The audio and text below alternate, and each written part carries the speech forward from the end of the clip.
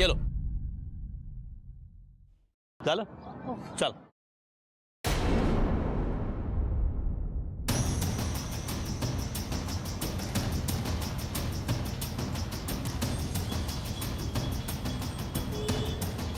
काय झालं?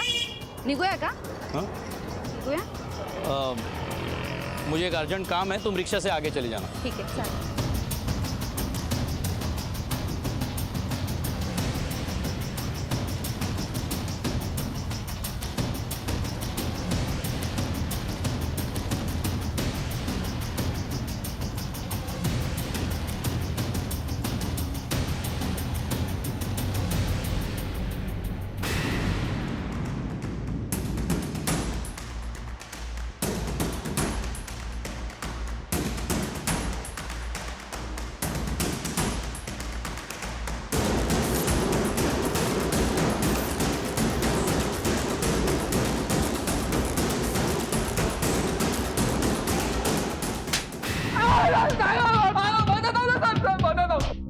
ठहरो। बताता हूँ साहब, बताता हूँ साहब, उस बेवड़े अनिल को मैंने मारा साहब।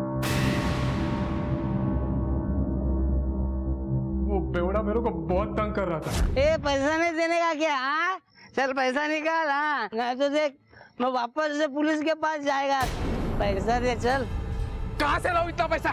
झाड़ लगा क्या मेरे पास? हर रोज उठ के चला आता है पैसा मांगने। आखिर कब तक दूंगा तुझे पैसा? जब तक मैं जिंदा है ना तेरे को पैसा देना ही पड़ेगा, समझा? जल्दी चल। तू जो कल दिया था ना वो तेरा आखिरी पैसा था, समझ? तेरी तो ये ले पैसा चाहिए, रुक देता हूँ तुझे पैसा। ये ले पैसा। चला बोल, सोनाक्षी को क्यों मारा? बोल। बोला ना साहब, सोनाक्षी को मैंने नहीं मारा है साहब। मैंने तो सिर्फ उसकी बॉडी जलाई थी साहब, चोरी से। दिन में बॉडी गाड़ी में डाली थी साहब, फिर रात का इंतजार किया, बाद में जाके जला।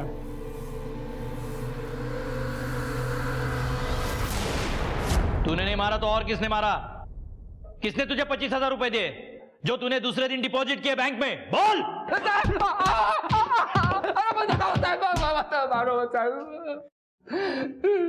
लक्ष्मी ताई ने साहब। हाँ मैंने ही मारा है उसे। मैं क्या करती? वो बहुत स्वार्थी हो गई थी। उसके शादी के लिए मना करने से हम लोग क्या क्या झेल रहे थे, उसे इसकी परवाह ही नहीं थी। सोनाक्षी ने सारी हदें पार कर दी थी, ये जानते हुए भी कि हम सब कितनी बड़ी मुसीबत में आ सकते हैं। सोनाक्षी, अपने अलावा कुछ और दिखाई देता है तुझे, या हम सबको मार के जाएगी तू? ये क्या बोल रही हो आई? क्या बोल रही है? मतलब कुछ दिखाई नहीं देता तुझे आजकल? तुझे घर की हालत देखी है?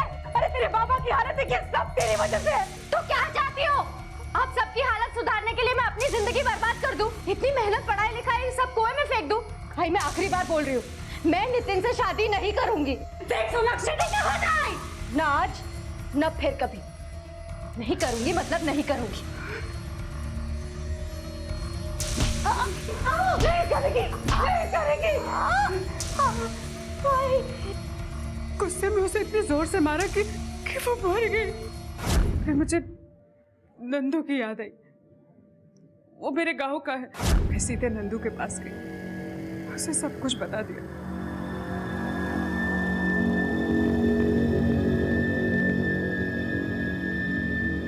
अपने दोस्त की एक वैन लेके आया और सोनाक्षी की लाश कूड़े में डाल के ले गया।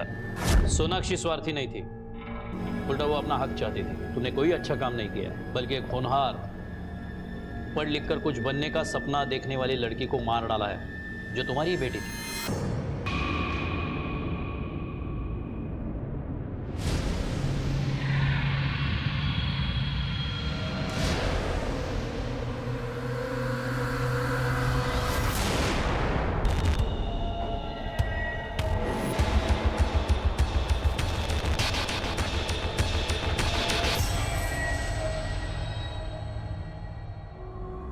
नमस्कार, आदाब।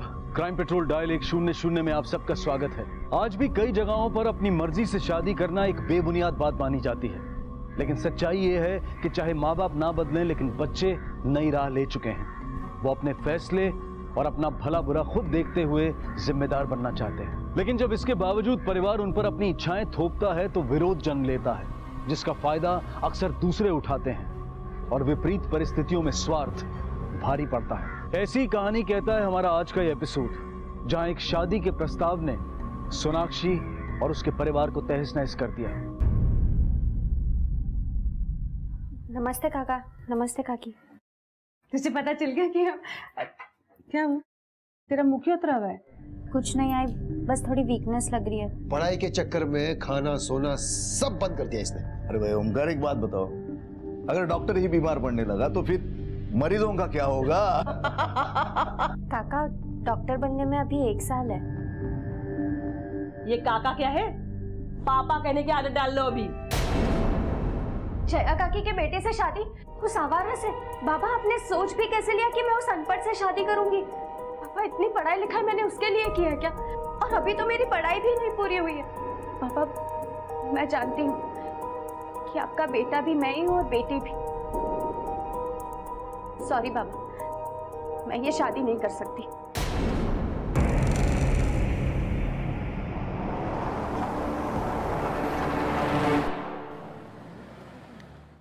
पाटिल बाबू, भाभी, हमने सोनाक्षी से शादी की बात की, लेकिन वो अभी इस शादी के लिए तैयार नहीं है। आपका दिमाग ठिकाने पे है ना?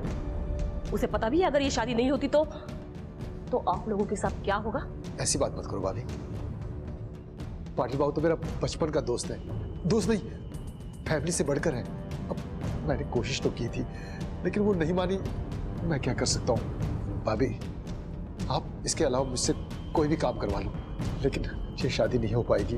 मैं चलता हूँ, नमस्ते।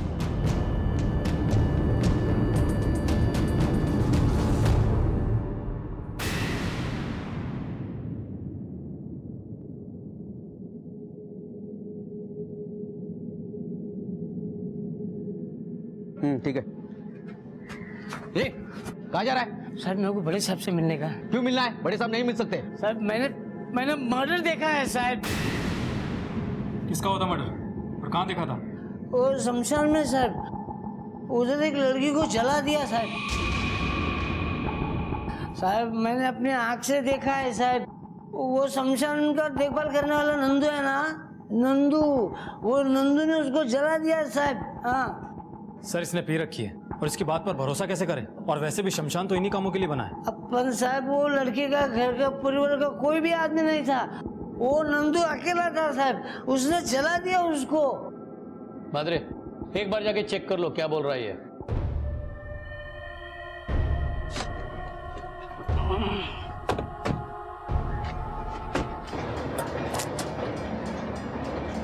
तुम नंदू, यहाँ के केयरटेकर? हाँ सब। इसका कहना है कि कल रात को तुमने इलीगल तरीके से एक बॉडी को जलाया। साहब, कल कोई बॉडी आई नहीं।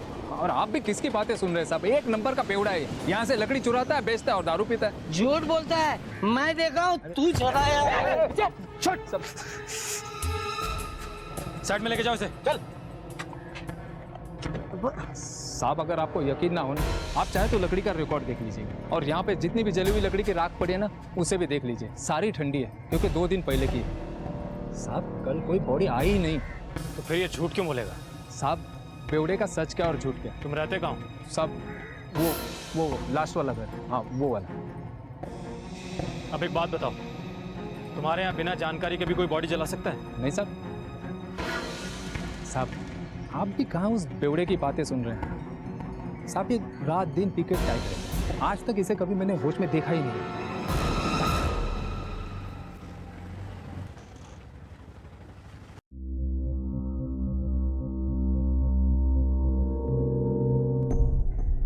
साहब, ये मेरी बेटी सोनाक्षी 2 दिन से लापता है साहब। फोन भी नहीं लग रहा इसको। 2 दिन से लापता है और आप आ जा रहे हो, क्यों? वो आई बाबा को लगा कि पुलिस के पास जाएंगे तो ताई की बदनामी हो जाएगी। वो 4 दिन बाद ताई की शादी है ना, इसीलिए। चुप बैठ, मैं बात कर रहा है ना। कहीं ऐसा तो नहीं कि आपकी लड़की शादी से नाखुश थी या किसी और से प्यार करती थी इसलिए चली गई? नहीं साहब, मेरी बेटी ऐसी वैसी नहीं है। वो डॉक्टर की पढ़ाई कर रही है, अगले बरस वो डॉक्टर बन जाएगी। उसको ये सब काम के लिए फुर्सत ही कहाँ था साहब। आपने उसके दोस्तों या अपने रिश्तेदारों से पता किया? हो सकता है वो वहां कहीं गई हो। साहब हमने हर जगह पता किया, लेकिन कहीं नहीं गई है साहब वो। माणिक मैडम, ये लड़की का फोटो लो और आसपास के सारे पुलिस स्टेशन में सर्कुलेट करो और उसके कॉल रिकॉर्ड्स और लोकेशन निकलवाओ। Okay sir. अभी आप लोग जा सकते हैं, हम पूरी कोशिश करेंगे उसे ढूंढने की। ठीक है साहब। सर मुझे तो ऐसा लगता है कि लड़की की शादी उसके मर्जी के खिलाफ हो रही थी, इसलिए वो घर से भाग गई और ये बात हमसे ये लोग छुपा रहे हैं। मात्रे, एक आदमी हमारे पास आता है और वो कहता है कि उसने एक लाश को जलते हुए शमशान में देखा, और एक फैमिली अपने लड़के की मिसिंग कंप्लेंट देने आते हैं। कहीं इन दोनों में कुछ कनेक्शन तो नहीं? सर वो आदमी 24 घंटे नशे में रहता है, आखिर हम उसकी बात पर भरोसा कैसे कर सकते हैं? भरोसा नहीं कर सकते, लेकिन उसे लाइटली भी नहीं लेना चाहिए। मात्र एक काम करो, म्यूनिसिपैलिटी जाके पता करो कि पिछले हफ्ते इस इलाके में कितने लोगों की मौत हुई और उनके फैमिली वालों ने कौन से शमशान घाट पे उनका अंतिम संस्कार किया, और ये सारी इंफॉर्मेशन निकालकर शमशान घाट के रजिस्टर के साथ वेरीफाई करो। Yes sir. एक लड़की जो डॉक्टर बनने वाली थी अचानक गायब हो गई थी, और वहीं दूसरी तरफ एक अनजान लड़की की लाश को धोखे से जलाए जाने का शक था। क्या ये दोनों लड़कियां एक ही थी?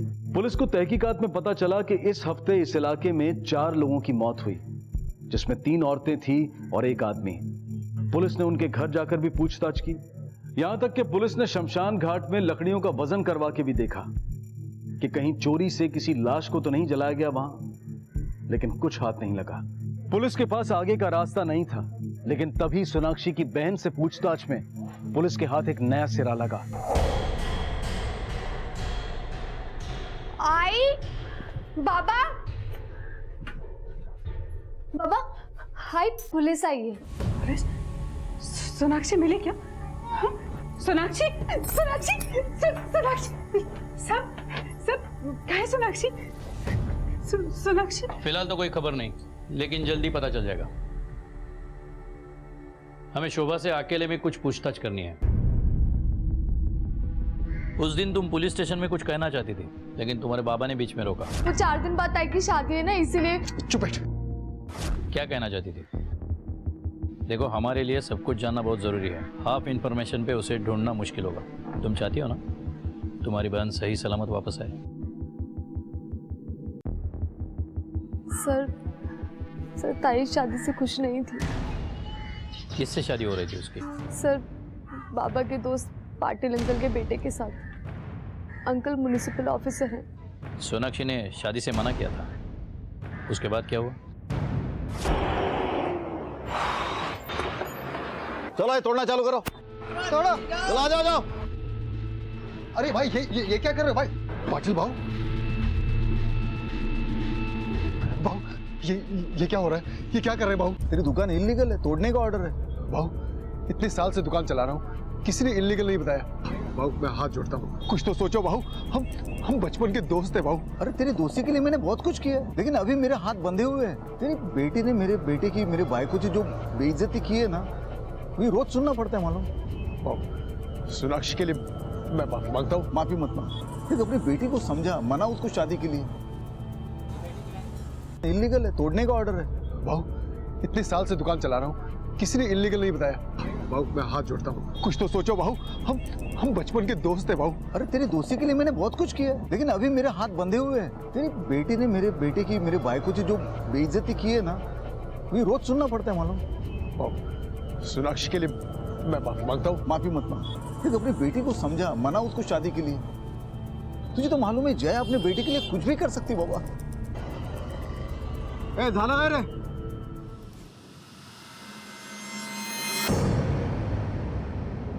सर शादी की जिद में अंकल ने बाबा से बचपन की दोस्ती 2 मिनट में तोड़ दी थी। सर उसके बाद जया आंटी हमारे घर आई और उन्होंने बहुत झगड़ा किया था। जिस MBBS की अखड़ नहीं है, वो हमारी वजह से बनने वाली है। तू वो पैसे मैंने नहीं, बाबा ने आपसे लिए थे, वो भी ये सोचकर कि अपने बचपन के दोस्त से मदद ले रहे हैं। एहसान फरामोश, ये अकड़ तब कहा थी जब ये तुम्हारा बाप हमारे सामने भीख मांग रहा था। मेरे बेटे में कमी निकाल रही है तू। कमी है इसलिए निकाल रही हूँ। जैसी हालत आपके बेटे की है ना, वो कंपाउंडर बनने के लायक भी नहीं है। इस घर से डोली नहीं उठी तो लाश जरूर उठेगी। उसके बाद सर फिर अंकल ने बाबा को दिया उधार वापस लेने के चक्कर में पीछे पड़ गए। बाबा पहले से ही बहुत परेशान थे और उसके बाद ताई अचानक ही घर से गायब हो गई। जिस दिन सोनाक्षी घर से गायब हुई उस दिन उसके साथ घर में और कौन कौन था? सर सिर्फ आई थी। हाँ सर, मैं थी घर पे। सोनाक्षी मेरे को बोल के गई थी कि वो अपने दोस्त के यहाँ जा रही है। मैं किसके पास गई थी उसका नाम नहीं बताया। अरे उसने नहीं बताया तो तुम तो पूछ सकती थी ना। ऐसी लापरवाह होती है कोई माँ? शांतरा, बताइए प्रकाश पाटिल कहाँ रहता है?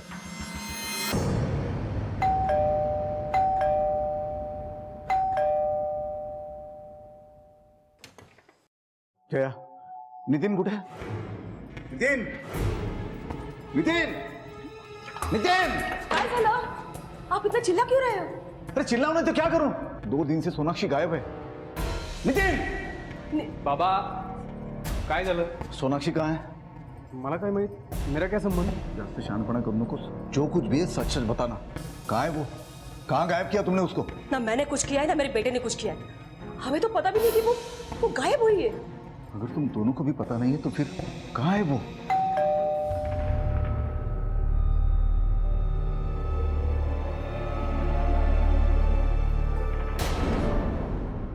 आपको पता है सोनाक्षी गायब हो गई है?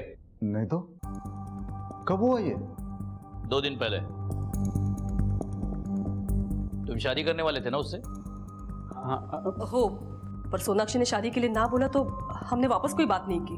बात नहीं की, लेकिन ओमकार की दुकान तोड़ दी। क्यों? क्योंकि वो इलीगल थी तो टूटनी थी। बहुत पुरानी दुकान थी ना। आज पता चला इलीगल थी, इसलिए तोड़ दिया। देखिए ये म्यूनिसिपैलिटी का मैटर है, पुलिस को इसमें नहीं पड़ना चाहिए। और वैसे भी ये शादी और ये किस्सा हमारे लिए खत्म हो गया है। तुम लोगों के लिए खत्म हुआ होगा, हमारे लिए शुरू हुआ है। ओमकार को पैसे के लिए भी परेशान करते थे ना तुम? परेशान? हम लोग परेशान नहीं सर, हम लोगों ने उससे पूछा था कि वापस कब दोगे पैसे। अब जब कोई रिश्ता ही नहीं बन रहा तो कोई भी पैसों के बारे में तो पूछेगा ही ना। और मुझे लगता है खुद का पैसा मांगना कोई गुनाह तो नहीं है। आपके पास क्या सबूत है कि आपने पैसे दिए थे? ठीक है, अभी हम चलते हैं, पुनः भेटूयात।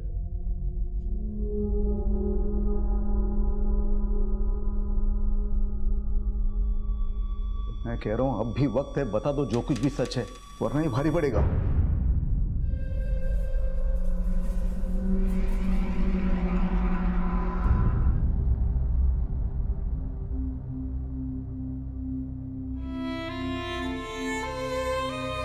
सोनाक्षी! अरे बेटा सोनाक्षी! बाबा, ये देख तेरा डॉक्टर का कोट। थैंक यू बाबा। पहन के तो दिखा, देखे तो सही हमारी बेटी डॉक्टर बनके कैसे दिखेगी। हाँ ताई, पहन के दिखाना प्लीज। अरे ये सिर्फ लैब एक्सपेरिमेंट्स के लिए, इसे पहनने से मैं डॉक्टर थोड़ी बन जाऊंगी। हाँ हाँ पता है अभी नहीं बनेगी, लेकिन पहन के तो दिखा। जब तू डॉक्टर बनेगी ना, मैं पूरे शहर को मिठाइयां बांटूंगा। पूरे शहर का तो पता नहीं, पर पूरे मोहल्ले में जरूर बांटूंगी। पहनना।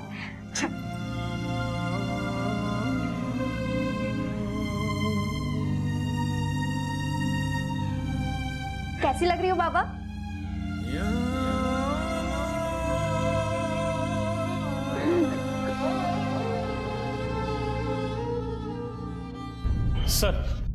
सर ये रहे Sonakshi call records. Sir 1 minute. Sir जिस दिन सोनाक्षी गायब हुई थी उसने नितिन पाटिल के नंबर पर दोपहर 12:20 पर कॉल किया था और 12:25 पर वो चंडिका मंदिर के लिए निकली। इस दौरान उसने नितिन को कई बार कॉल की और 12:40 पर वो चंडिका मंदिर पहुंच गई थी। घर से 10 मिनट की दूरी के फासले पर ही थी और 12:50 पर वो वहां से निकली। तब 1:05 पर उसके नंबर पर एक कॉल आया था। वो नंबर किसी रवि शिंदे के नाम पर रजिस्टर्ड है। 1:15 बजे वो अपने घर वापस पहुंची और 2:15 बजे वो अपने घर से निकली और 2:25 पर टोल नाका के पास उसका फोन ऑफ हो गया था। और हाँ सर, कॉल रिकॉर्ड्स के हिसाब से सोनाक्षी ने नितिन को उस दिन ही कॉल किए थे, जबकि रवि शिंदे उसके रेगुलरली टच में था। इन कॉल रिकॉर्ड से बहुत सारे सवाल खड़े हो जाते हैं मात्रे। एक तो ये कि अगर सोनाक्षी चंडिका मंदिर से घर वापस आई थी तो उसकी माँ ने हमें यह बताया क्यों नहीं। दूसरा सवाल, अगर वो नितिन से शादी करना ही नहीं चाहती थी तो उसे इतने सारे फोन क्यों किए। तीसरा सवाल, वो चंडिका मंदिर किससे मिलने गई थी। और चौथा अहम सवाल, ये रवि शिंदे है कौन। सर हो सकता है वो सोनाक्षी का बॉयफ्रेंड हो, शायद इसलिए वो नितिन से शादी नहीं करना चाहती। सर ये भी तो हो सकता है कि पाटिल फैमिली के प्रेशर में आकर वो शादी के लिए राजी हो गई हो, या फिर अपने फैमिली के प्रेशर में आकर। इस सब से बचने के लिए सोनाक्षी को एक ही रास्ता दिखाई दिया होगा कि वो रवि के साथ भाग जाए।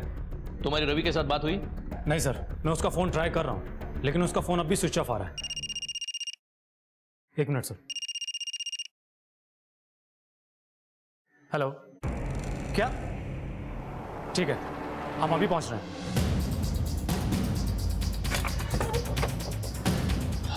फोन किसने किया था? मेरे सर।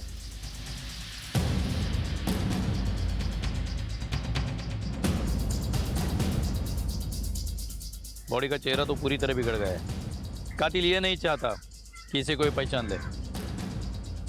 तू चलाया।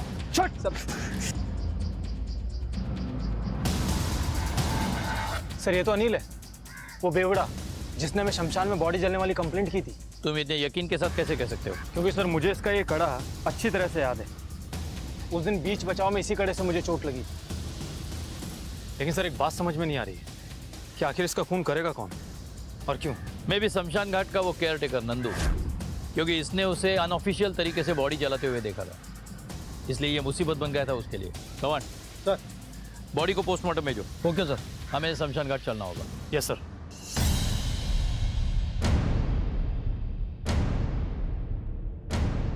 नंदू कहाँ है? साहब नंदू तो बिना छुट्टी अप्लाई किए पता नहीं अचानक कहाँ चला गया। अब कोई तो केयर टेकर चाहिए था, इसलिए म्यूनसिपालिटी ने मुझे यहाँ भेज दिया। इसका मतलब ये बात सच हो सकती है कि नंदू ने यहाँ कोई बॉडी जलाई है और उस बेवड़े ने उसे देखा था, इसलिए नंदू ने उसे मार डाला और वो भाग गया। देशपांडे, फॉरेंसिक टीम को फौरन बुलाओ और यहाँ जलाई गई बॉडी के राख सैंपल पिछले 7 दिनों में जलाई गई बॉडी के साथ मिलाओ, जिससे यह पता चलेगा कि यहाँ कोई एक्स्ट्रा बॉडी जलाई गई थी या नहीं, और शायद इसका भी पता चलेगा कि किसकी बॉडी थी। Okay sir. उसे पूछो नंदू कहाँ रहता है। सर मुझे पता है।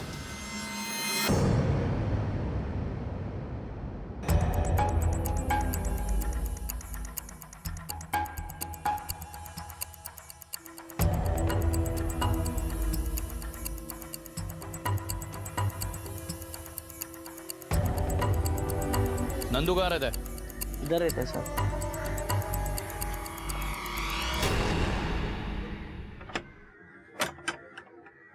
देशपांडे सर। दरवाजा तोड़ दो।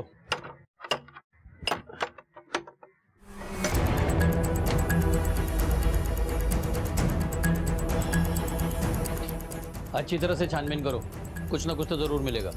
Yes sir.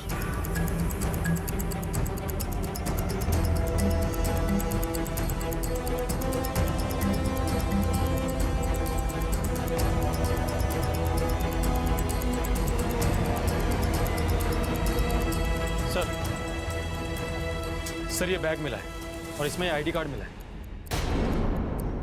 Sonakshi Omkar Latkar.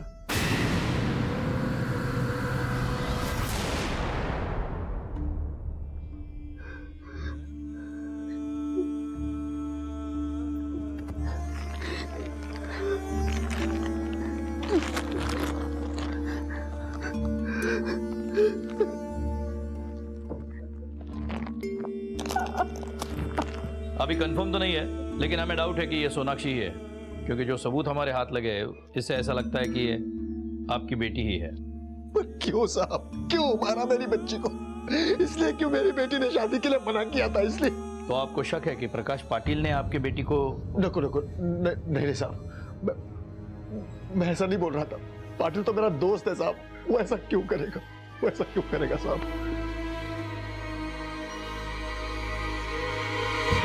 Sir. हाँ मात्रे। सर शमशान घाट से जो राख के सैंपल हमने लिए हैं वो लैब में भेज दिए हैं। रिपोर्ट आने में 1 महीना लग जाएगा, क्योंकि 6 लोगों की डेड बॉडी की राख मिक्स हो गई है, इसलिए टाइम लगेगा। मतलब फिलहाल हमें इनकी मदद के बिना ही इंक्वायरी करनी होगी। अच्छा मात्रे, वो नंदू का पता किया क्या? हाँ सर, हमने उसकी फोटो सारे पुलिस थानों में सर्कुलेट कर दी है। सर, नंदू का परमानेंट एड्रेस सतारा का है। हमने वहाँ की पुलिस को भी इंक्वायरी करने के लिए कहा है, लेकिन उनका कहना है कि नंदू वहाँ नहीं है। लेकिन हाँ सर, नंदू की माँ वहाँ हॉस्पिटल में एडमिट है और नंदू ने 2 दिन पहले ही अपने पनवेल के अकाउंट से 25,000 रुपये हॉस्पिटल को ट्रांसफर किए। जब हमने उसका अकाउंट चेक किया तो पता चला कि नंदू ने उसी दिन अपने अकाउंट में पैसे जमा किए थे। मतलब नंदू को बॉडी ठिकाने लगाने के लिए किसी ने पैसा दिया है, पर किसने?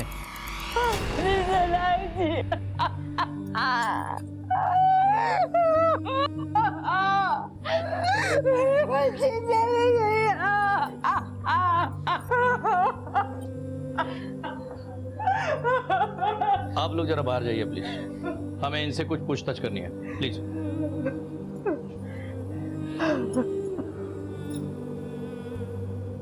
आपने क्यों नहीं बताया कि उस दिन सोनाक्षी 1:15 बजे वापस घर आई थी और 2:15 बजे वो फिर से बाहर जाने के लिए निकली थी? क्योंकि मैं देखी नहीं साहब, मैं खाना खा के सो गई थी। वो कब आई कब गई मुझे कुछ नहीं पता साहब। अजीब माँ है तू, तुम्हारे बच्चे कब आते हैं कब जाते हैं किस हाल में, कुछ पता रहता है कि नहीं? मुझे पता था कि ये सब होने वाला है, एक एक पल की नजर रखती मैं उसमें। शोभा, उस वक्त तुम कहाँ थी? सर मैं कॉलेज में थी। अच्छा, तुम लोग किसी रवि शिंदे नाम के लड़के को जानते हो? सोनाक्षी का फोन स्विच ऑफ होने से पहले उसे आखिरी फोन रवि शिंदे के फोन से आया था। सर वो रवि 12th क्लास में ताई के साथ पढ़ता था और वो लोग बहुत अच्छे दोस्त भी थे। सिर्फ दोस्त थे या और कुछ? सर ताई की तरफ से तो कुछ नहीं था, लेकिन रवि की तरफ से था शायद, क्योंकि ताई की शादी पक्की होने के बाद वो एक बार घर के आसपास दिखा था।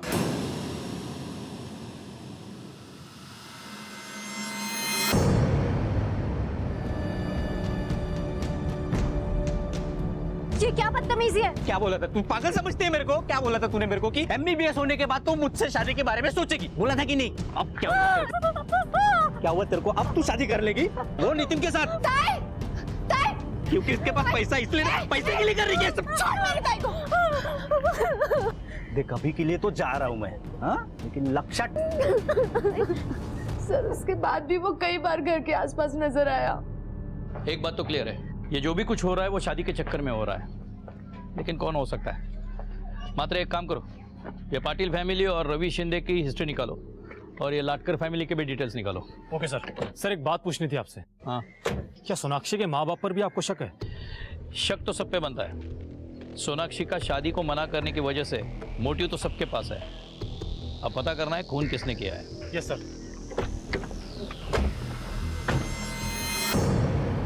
सर रवि बुरा लड़का नहीं है, हाँ थोड़ा सा सेंटी और साइको है। कुछ फर्स्ट ईयर में ही उसने सोनाक्षी को प्रपोज किया था और सोनाक्षी ने कहा कि वो पढ़ाई के बाद उसे जवाब देगी। उसने कहा मैं वेट करूंगा। उसके बाद वो किसी भी लड़की के पीछे नहीं गया, बल्कि सोनाक्षी के आसपास अगर कोई लड़के दिखते थे तो किसी भी बहाने से उनसे लड़ाई कर लेता था। क्या सोनाक्षी उसमें इंटरेस्टेड थी? सर ऐसा लगा तो नहीं, शायद से उसे टालने के लिए उसने ये सब बोला था।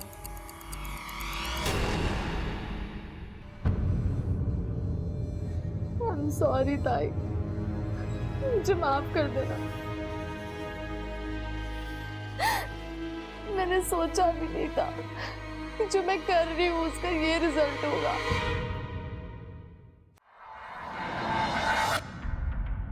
सर। मात्रे, रवि का मोबाइल ट्रैक कर रहे हो ना? हाँ सर। और सर बाकी सब लोगों की भी मोबाइल डिटेल्स आ गई है। इसके मुताबिक सोनाक्षी के गायब होने पर ओमकार अपनी दुकान बनवा रहा था, शोभा कॉलेज में थी और लक्ष्मी अपने घर पर थी। लेकिन सर पाटिल फैमिली के कॉल डिटेल्स चौंकाने वाली है। हमें लग रहा था कि सोनाक्षी चंडिका मंदिर की तरफ गई है, लेकिन उसकी कुछ ही दूरी पर पाटिल का फार्म हाउस है। और सर कॉल लोकेशन के मुताबिक नितिन भी वहीं पर था। और सर सबसे चौंकाने वाली बात तो यह है कि जब सोनाक्षी नितिन से मिलकर निकल रही थी तब उसे उसके घर के पास जया मिली थी, क्योंकि दोनों की लोकेशन सेम है। उन दोनों के बीच में जो भी बात हुई उसके बाद में जया वहां से चली गई थी और सोनाक्षी के फोन के लोकेशन 2:15 पर उसके घर पर ही था। उसके बाद ही वो टोल नाका की तरफ निकली थी। और हाँ सर, इसी रास्ते पर शमशान है। मात्रे, रवि शिंदे का लोकेशन चेक करो। देखो उस वक्त वो टोल नाके के आसपास था क्या? सर रवि का फोन काफी पहले स्विच ऑफ हो गया था, इसलिए उसके मोबाइल की लोकेशन नहीं मिली। इसका मतलब ये पॉसिबल है कि जब सोनाक्षी टोल नाके के आसपास जा रही हो उसी वक्त उसका खून हुआ होगा। शायद वो शहर से भाग रही होगी, उसके बाद उसकी बॉडी शमशान घाट तक पहुंचाई। मात्र नितिन का फार्म हाउस के बाद का लोकेशन क्या है? सर नितिन ने 12:52 पर जया को कॉल किया था, उसके बाद उसका फोन स्विच ऑफ हो गया था। मतलब वो सोनाक्षी का पीछा कर रहा होगा, मात्र जया और नितिन को उठा लाओ। अब ये दोनों ही बताएंगे कि सोनाक्षी को मिलने की बात जया ने हमें क्यों नहीं बताई और नितिन का फोन स्विच ऑफ क्यों था। लेके चलो इन्हें। रुको, आप लोग ये ठीक नहीं कर रहे हो। मेरी पहुंच बहुत ऊपर तक है। तो जाओ ना ऊपर तक। रोका किसने आपको? जवान, गाड़ी में बिठाओ दोनों को। आओ आओ, ऐका सोडा मला, सोडा। अहो काय बोलते तुम्ही? ये आप ठीक नहीं कर रहे हो साहब। मैं नितिन से मैं अकेले में बात करना चाहता हूं। मैडम को बाहर ले जाइए। काय? मेरे बेटे के साथ यहाँ रुकना मेरा हक बनता है। बालिक है ये, बच्चा नहीं है। मैडम ने क्यों दो बाहर? चलो। अरे सोडा, सोडा। चलो बेटा, बेटा कुछ बोलना मत। तुम्हारे पापा आएंगे वकील को लेके, कुछ बोलना मत। मात्रे पकड़ो, जब ये झूठ बोलेगा तो इसे इनाम देना। Okay sir. चल बता, जिस दिन सोनाक्षी गायब हुई उस दिन तू उसे मिला था ना? नहीं। ये तुम्हारे कॉल रिकॉर्ड्स है, साफ दिखता है। जिस वक्त तू फार्म हाउस पे था सोनाक्षी वहीं थी। अब सच बोलेगा या बोल? हाँ, मैं था। प्लीज शादी के लिए मना कर दो। मैं तुमसे शादी नहीं कर सकती। मेरी प्रॉब्लम यह है कि मैं आगे पढ़ना चाहती हूँ। तो रोक कौन रहा है? शादी के बाद पढ़ाई करो। इडियट, मेरी प्रॉब्लम यह भी है कि मैं तुम्हें पसंद नहीं करती हूँ। मैं डॉक्टर बनने वाली हूँ। मुझे कोई भी अच्छा पढ़ा लिखा इंसान मिल सकता है, कोई डॉक्टर, कोई बिजनेसमैन, कोई भी। तभी मैं अपनी फैमिली का ख्याल रख पाऊंगी, शोभा की अच्छी घर में शादी करवा पाऊंगी। इतना सब कुछ होने के बाद मैं तुमसे शादी क्यों करूं? वो तुम सोचो, मेरा फिक्स है, मैं तुमसे ही शादी करने वाला हूं। अगर मुझसे जबरदस्ती शादी करने की कोशिश की ना तो मैं सुसाइड कर लूंगी, लेकिन मैं तुमसे शादी नहीं करूंगी। नितिन से मिलने के बाद जब सोनाक्षी अपने घर गई थी तो आप वहां उसे मिली थी। ये मैं पूछ नहीं रहा हूं, बता रहा हूं। आप दोनों की मोबाइल लोकेशन सेम है। उसके आगे क्या हुआ था ये आप बताएंगे, वो भी सच। उस लड़की के जाने के बाद नितिन ने मुझे फोन किया था, ये बताने के लिए कि उन दोनों के बीच में क्या बातचीत हुई। इसलिए मैं उस लड़की के घर के पास जाके खड़ी हो गई, उसका इंतजार करते हुए। रुको, समझती क्या तुम अपने आप को? हाँ? तेरी वजह से मेरे बेटे ने खुदकुशी करने की बात की है आज। खुदकुशी की बात मैंने की थी, उसने नहीं। देखो, तुम इस शादी के लिए हाँ बोल दो। कभी नहीं। अगर आप मेरे पैर धोकर पियोगे ना तब भी नहीं। अगर तुम नहीं मानोगी तो क्या क्या कर लोगी? क्या करूंगी? सारी दुनिया को बताऊंगी कि तुम्हारी बहन मेरे बेटे के साथ मुंह काला करके घूम रही है। इतना घटिया कैसे सोच लेती हो? शर्म नहीं आती झूठ बोलते हुए? यकीन नहीं आता तो फार्म हाउस की सीसीटीवी फुटेज देख ले। वो वहां गई थी और ठीक 1 घंटे बाद वहां से निकली। ये सच है या कहानी? आपको यकीन नहीं होता तो आप मेरे फार्म हाउस की सीसीटीवी फुटेज देख लीजिए। और हाँ, अगर आपको शोभा मिले तो उससे पूछना जरूर कि मेरे घर पे आके उसने क्या कहा था। फिलहाल तो मेरे इतने ही समझ में आ रहा है कि इतना ब्लैकमेल करने के बावजूद भी जब आपकी बात सोनाक्षी ने नहीं मानी तो आपने और आपके बेटे ने मिलकर उसे मार डाला। उसके थप्पड़ का बदला भी तो लेना था। देखिए सर, मुझे जो कहना था मैंने कह दिया। अब मेरा वकील आपसे बात करेगा।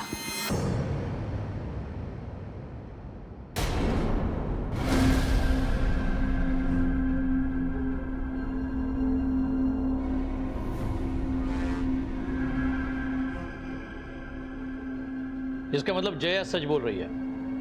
मात्रे, दोनों को जाने दो, लेकिन 24 घंटे नजर रखना उन पे। Yes sir.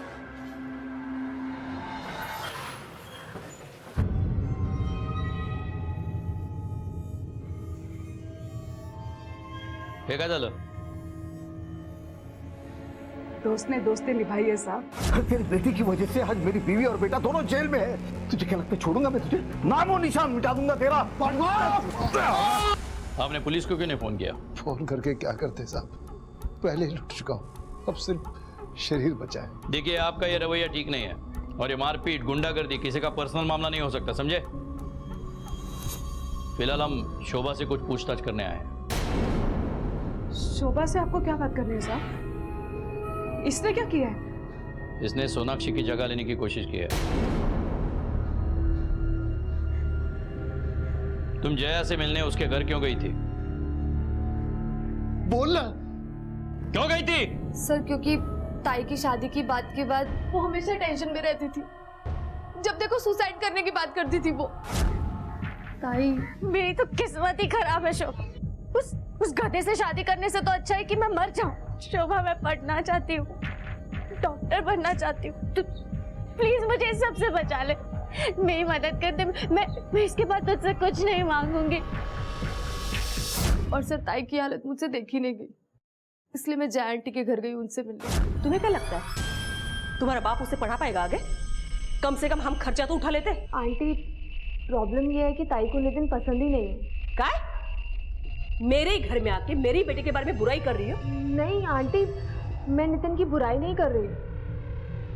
मैं तो ये कह रही हूँ कि ताई की जगह मैं नितिन से शादी करने के लिए तैयार हूँ। ये क्या पक दिया तूने? अकल घास चढ़ने गई थी। शांत रहिए आप, शांत रहिए। फिर जया ने क्या कहा? शक्ल देखी थी आपने कभी? हाँ, मुझे ऐसे बिना शक्ल और बिना अक्ल वाली बहू नहीं चाहिए। मुझे तो पढ़ी लिखी सोनाक्षी जैसी बहू चाहिए। सर, मुझे पता चल गया था कि जया आंटी नहीं मानेगी, इसलिए तुम नितिन से मिलने उसके फार्म हाउस पर गई।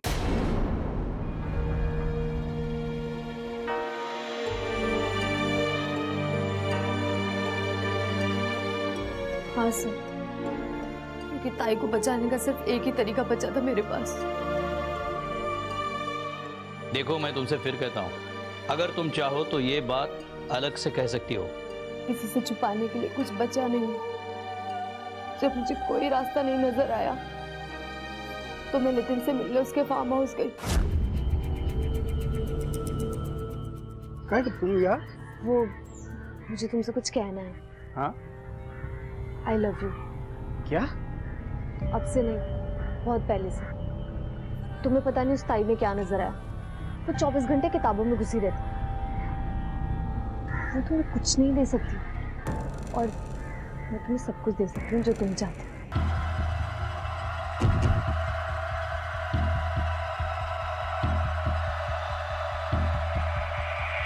क्या क्या तो नहीं है?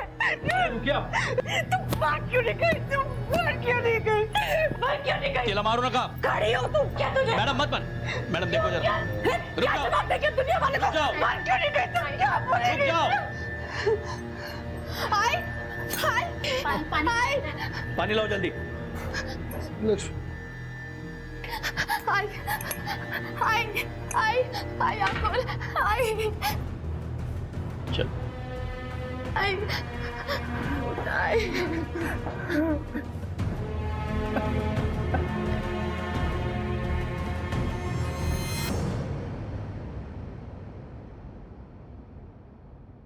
शोभा ने सोनाक्षी को बचाने के लिए अपना सब कुछ लुटा लिया। जिसे हम कत्ल का मोटिव मानते थे, वो एक कोशिश थी अपने बहन को बचाने की। सिर्फ शोभा ही नहीं, पूरी लाटकर फैमिली रास्ते पे आ गई है।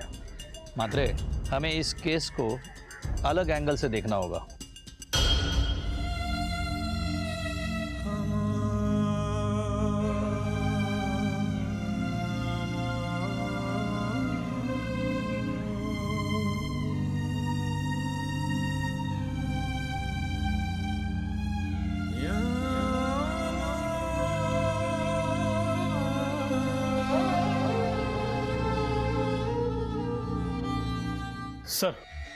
सर म्यूनिसिपैलिटी ऑफिस स्टाफ से एक नई जानकारी मिली है कि ओमकार ने बहुत पहले ही अपनी दुकान के लीगल पेपर बना लिए थे, लेकिन पाटिल ने उन पर कभी साइन नहीं किए।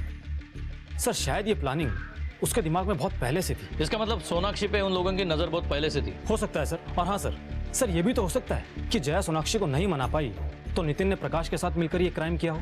बिल्कुल हो सकता है। मात्रे, उठाओ उसे। वैसे भी ओमकार को मारपीट करके उसने क्राइम तो किया है। शोभा को बुलाओ और पाटिल पे केस लॉन्च करो। Yes sir.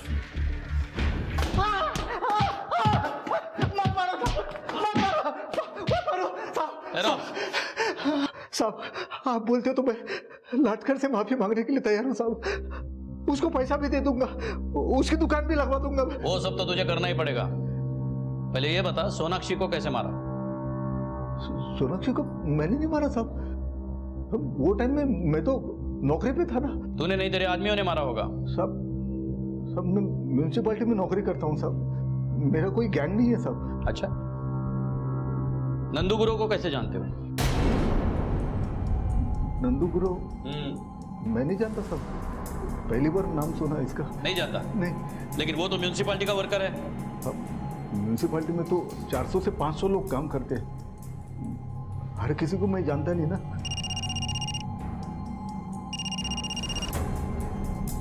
हेलो, ठीक है सर। रवि शिंदे पुणे पुलिस का हाथ लग गया, वो लोग उसे लेकर आ रहे हैं। जब तक ये नहीं बताता नंदू गुरु को कैसे जानता है, तब तक तबीयत पानी देते रहना उसे।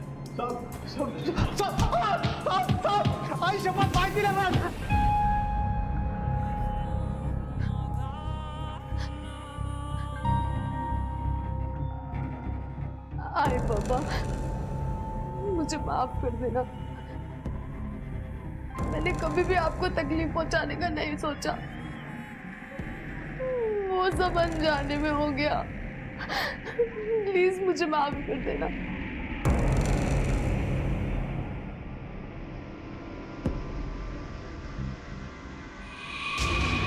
लक्ष्मी को सोनाक्षी के कत्ल के लिए और नंदू को सबूत मिटाने और अनिल के कत्ल के लिए गिरफ्तार किया गया। ये दोनों इस वक्त जुडिशियल कस्टडी में हैं। बच्चों को माँ बाप के प्रति अपनी जिम्मेदारी समझनी चाहिए, वहीं माँ बाप को भी बच्चों को समझने की जरूरत है। हमें समय समय पर अपने आप को टटोलते रहना होगा कि कहीं हम माता पिता के नाम पर तानाशाह तो नहीं बन रहे, और अगर ऐसा है तो हमें इसे ठीक करना होगा, क्योंकि ये हमारे और हमारे बच्चों के लिए घातक हो सकता है।